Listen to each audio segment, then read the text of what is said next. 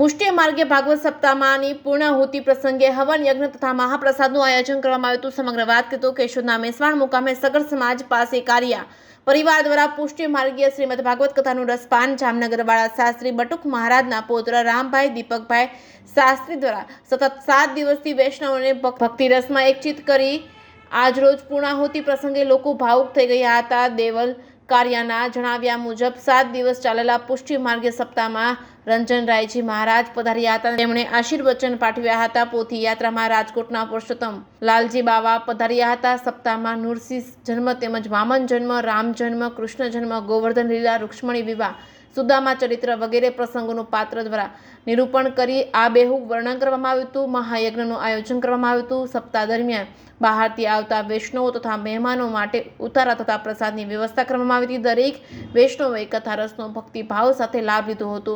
ભાગવત સપ્તાહ તથા યજ્ઞના પાવન અવસરે કેશોદના ડીવાયએસપી ઠક્કર તથા ભારત વિકાસ પરિષદના ડોક્ટર સ્નેહલ તન્ના, દિનેશ કાનાબાર, જલારામ મંદિરના રમેશભાઈ, સદભાવના ટ્રસ્ટના વિજયભાઈ દેવાણી, એકતા અખંડિતતાના સંપાદક અશોકભાઈ રેણુકા વગેરે મહેમાનો પધાર્યા હતા। જે કેસની ગુજરાતી સાથે રાજુ પંડ્યા, કેશોદ।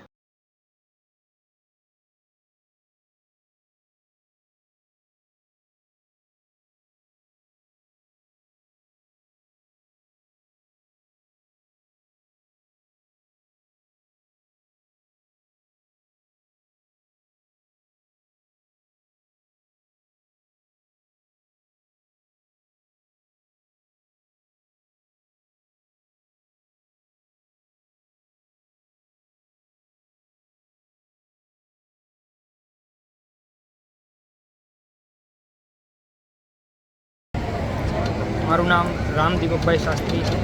હું ભાગવત કથા કરું છું। શ્રીમદ ભાગવત સપ્તાહનો ક્રમ ચાલુ છે। મારા દાદા પણ ભાગવત કથા કરતા, પિતા પણ શ્રીમદ ભાગવતની કથા કરતા અને સાથે અત્યારે હું પણ કરું છું।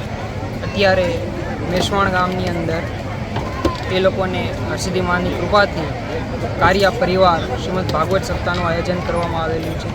જેમની અંદર સમસ્ત કારિયા પરિવારમાં પિતૃઓના કલ્યાણ અર્થે, મોક્ષ અર્થે શ્રીમદ ભાગવત સપ્તાહનું આયોજન રાખેલું છે। ભાગવતજીની કથાનો ક્રમ એ 7 દિવસનો ક્રમ કરવામાં આવે છે, જેની અંદર શ્રીમદ ભાગવતનું પૂજન, કથા વાંચન તેમજ કે પિતૃઓના મોક્ષ માટે, કલ્યાણ માટે પિતૃઓનું પણ પૂજન કરવામાં આવે છે। આ ક્રમ 7 દિવસનો રાખે છે।